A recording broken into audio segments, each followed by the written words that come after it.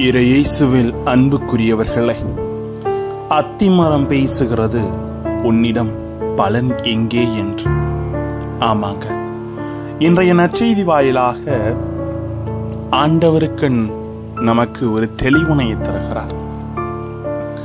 வாய்ப்புகளை கொடுத்து கொடுத்து நம்மிடம் மனமாற்றத்தை எதிர்பார்க்கிற கடவுள் ஏன் இன்னும் நம்மில் மாற்றங்கள் உருவாகவில்லை என்ற ஒரு கேள்வியும் எழுப்புகிறார்.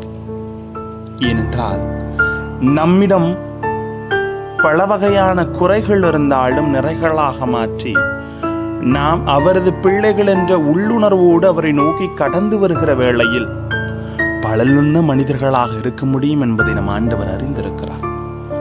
எனவே நாம் நம்மில் மனமாற்றத்தை கொண்டிட அத்திமரம் நம்மை நோக்கி சில வார்த்தைகளை கேட்கிறது.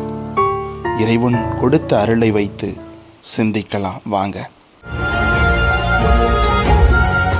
Praise the Lord. இயேசுவுக்கே புகழ், இயேசுவுக்கே நன்றி.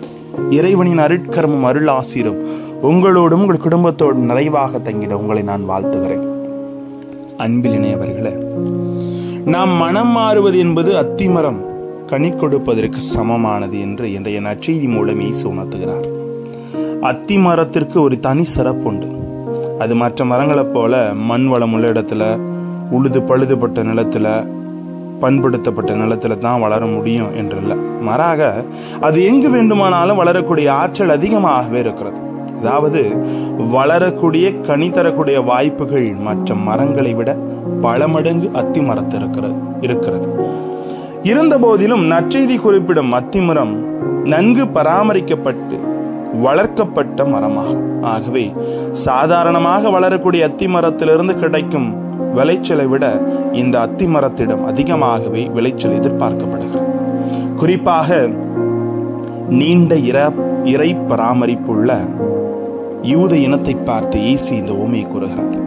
என்று இது நீண்ட கிறிஸ்துவ கண்காணிப்பு மற்றும் பாரம்பரியம் உள்ள நமக்கு சொல்லப்படுகிறார். ஏன்னா வாய்ப்பை கடவுள் நிறைய முறை கொடுத்துட்டே தானாங்க இருந்தார். இன்னும் ஒரு முறை வாய்ப்பை கொடுத்து பார்க்கணும் தான் கடவுள் நம்மிடம் மீண்டும் அத்திமரம் மூலமாக பேசுகிறார். உன்னிடம் பலன் எங்கே என்று. பிற மத சகோதரர்களை விட கிறிஸ்தவர்களாகி நமக்கு நல்ல மதிப்பீடுகளும் விளிம்பியங்களும் திருவுளியும் மூலமாக பல தியானங்கள் மூலமாக தேவையான அளவு தரப்பட்டிருக்கிறது. அதிகமாக கொடுக்கப்பட்டவர்களிடம் அதிகமாகவே எதிர்பார்க்கப்பட்ட பலனை இஸ்ரேல் மக்கள் தராததால் தான் எசேயாவின் வார்த்தைகளை கொண்டு இயேசு இப்படி புலம்பினார். நீங்கள் உங்கள் காதால் தொடர்ந்து கேட்டும் கருத்தில் கொள்ளவில்லை, உங்கள் கண்களால் பார்த்து கொண்டிருந்தும் உணரவில்லை. இம்மக்களின் நெஞ்சம் கொழுத்து போய்விட்டது, காது மந்தமாகிவிட்டது.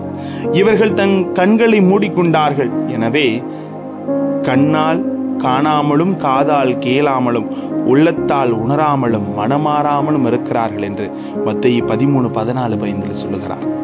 ஆகவே தான் சற்று கட்டாயமாக திரும்ப திரும்ப இயேசுவின் வார்த்தைகள் இன்றைய நற்செய்தியில் இவ்வாறு உதிக்கிறது. மனமாறாவிட்டால் நீங்கள் அனைவரும் அழிவீர்கள் என்று. ஒரு மாற்றத்தை நோக்கிய பயணம் தான் நம்மிடம் எதிர்பார்க்கப்படுகிறது அல்லவா?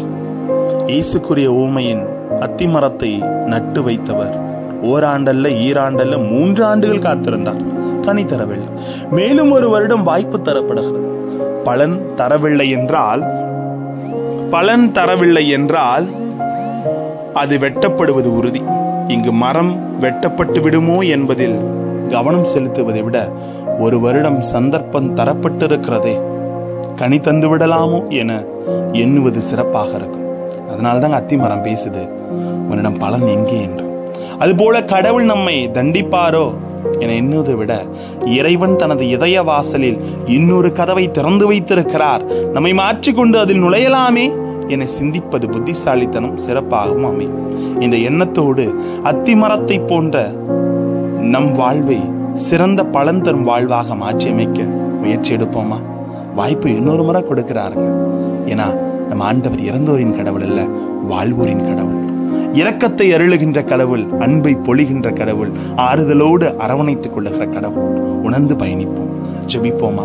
அன்பு இறைவா, அத்திமரம் உணர்த்தும் அருமையான பாடங்களை உணர்ந்து வாய்ப்புகளை பயன்படுத்தி மீண்டும் உமது பிள்ளை என்ற உணர்வோடு உம்மை பற்றி பிடித்துக் கொண்ட உங்களோடு வாழ எங்களோடு தங்கும் ஆண்டவரே பிரைஸ் தி லார்ட்.